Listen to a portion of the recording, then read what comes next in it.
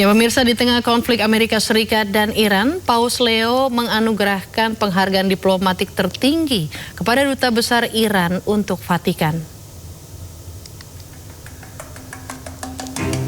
Paus Leo menganugerahkan penghargaan diplomatik tertinggi Vatikan kepada Duta Besar Iran untuk Tahta Suci Vatikan, Mohammad Hossein Mokhtari.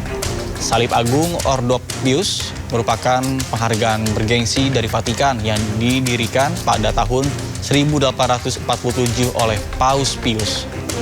Penghargaan ini biasanya diberikan kepada para duta besar dan tokoh-tokoh terkemuka yang telah memainkan peran signifikan dalam memperkuat hubungan diplomatik serta mengabdi pada perdamaian dan dialog. Penghargaan ini diberikan kepada utusan Iran di saat Paus Leo baru-baru ini mengambil sikap tegas yang mengutuk agresi Amerika Serikat dan Zionis Israel terhadap Iran.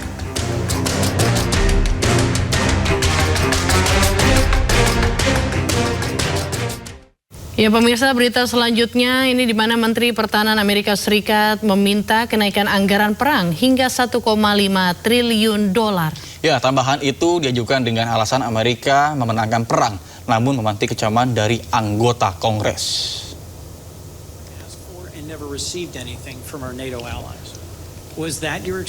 Pemerintah Amerika Serikat mengusulkan tambahan anggaran perang untuk proposal tahun 2027. Tidak tanggung-tanggung, rencana alokasi anggaran perang mencapai 1,5 triliun dolar untuk pertahanan. Menteri Pertahanan Amerika Serikat, Pete Hegseth, mengklaim bahwa tambahan anggaran ini karena Amerika meraih kemenangan besar di medan perang. Namun hal ini mendapati banyak kecaman, termasuk dari anggota Kongres Amerika Serikat. Bahkan Pete Hegseth juga emosi saat salah satu anggota Senat mencecarnya dengan pertanyaan soal anggaran perang. Was that your experience in Afghanistan? So foolish. Here we are in a committee in the United States Senate, 74 days in, and you're talking about strategic loss. We have the ability to defeat a 47-year threat of a pursuit of a nuclear weapon. We have more leverage than we've ever had. We've had incredible battlefield successes, and you're talking about a strategic loss? Cloaked in disingenuous questions? Mr. Secretary, this is how you undercut. Hizbullah mengklaim telah menyerang tenda militer Israel di Lebanon Selatan. Serangan menyasar tenda pasukan menggunakan alat pembakar.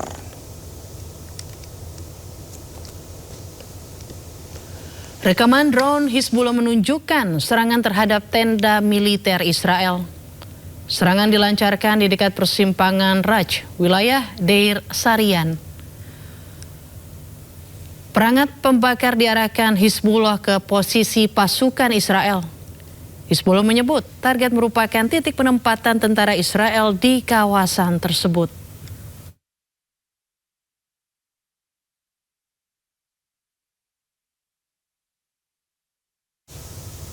Pemirsa, serangan keji pasukan Israel di Lebanon Selatan turut memakan korban 2 petugas medis. Ya, keduanya gugur bersama dengan 12 warga lainnya. Situasi di Lebanon Selatan kian mencekam bagi para pekerja medis. Serangan udara tentara Israel tewaskan 2 anggota medis dari Lebanon Civil Defense bernama Hussein dan juga Ahmad. Kerabat kedua korban pun turut berduka harus kehilangan orang terdekat mereka. Hussein dan Ahmad termasuk dari 14 orang yang tewas akibat serangan udara Israel yang menghantam sebuah rumah warga di Nabatiyeh. Setiap harinya petugas medis di Lebanon harus bertaruh nyawa untuk menyelamatkan nyawa orang lain.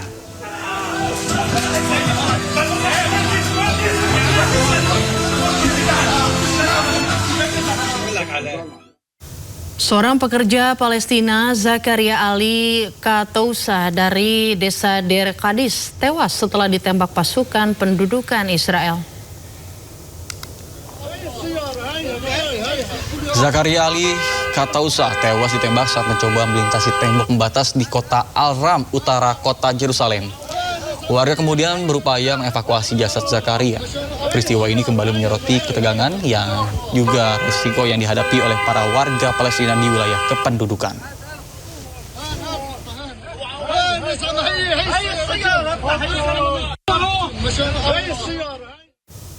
Pemirsa, seorang warga Palestina yang ditahan militer Israel selama 6 tahun akhirnya bebas dan kembali bertemu dengan para kerabatnya.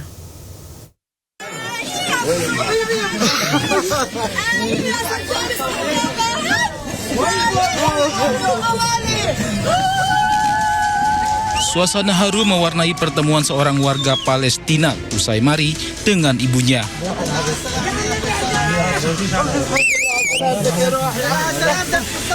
Ini adalah pertama kali Mari bertemu lagi dengan ibunya setelah 6 tahun ditahan tentara Israel di Kamp Jenin.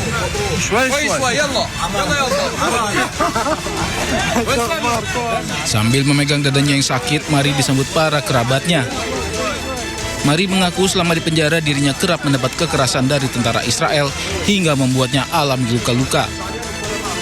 Bahkan Mari juga mengaku sempat dianiaya sebelum dibebaskan. Mari merupakan satu dari 6 tahanan Palestina yang sempat berusaha kabur dari penjara Kamp Jenin dengan menggali terowongan penjara.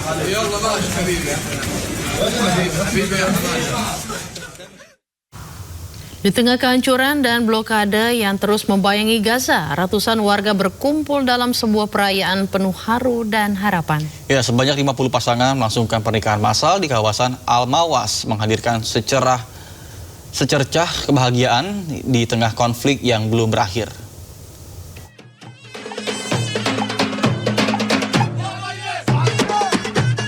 Di tengah puing kehancuran dan bayang-bayang konflik yang terus melanda jalur Gaza, secercah harapan hadir melalui sebuah pernikahan massal di kawasan Al-Mawasi, sebelah barat kota Gaza.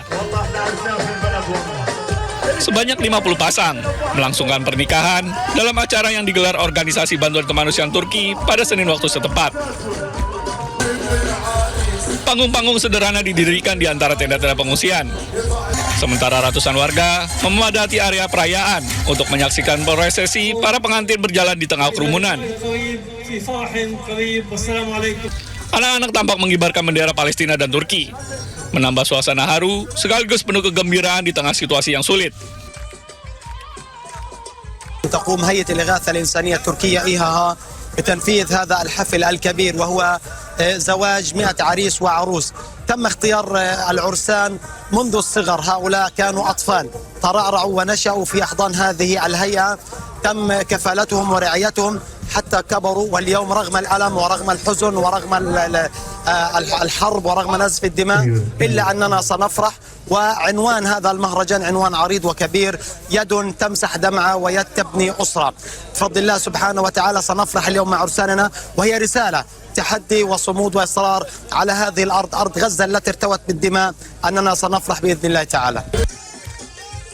Penyelenggara acara menyebut pernikahan massal ini bertujuan memperkuat ketahanan keluarga Palestina dan membantu membangun kehidupan baru di tengah krisis berkepanjangan.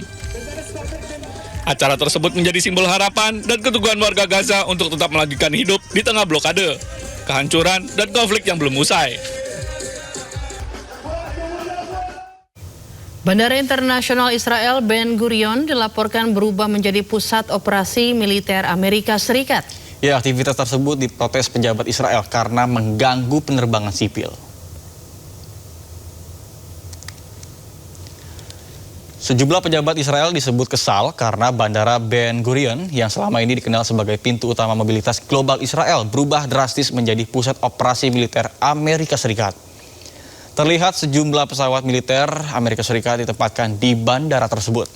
Aktivitas militer di bandara mengganggu penerbangan sipil dan mengancam maskapai penerbangan. Perang Israel dan Amerika Serikat juga melawan Iran sejak Februari lalu mempengaruhi penerbangan sipil. Banyak maskapai penerbangan Israel yang merelokasi pesawat-pesawat mereka ke luar negeri dan banyak diantaranya belum kembali.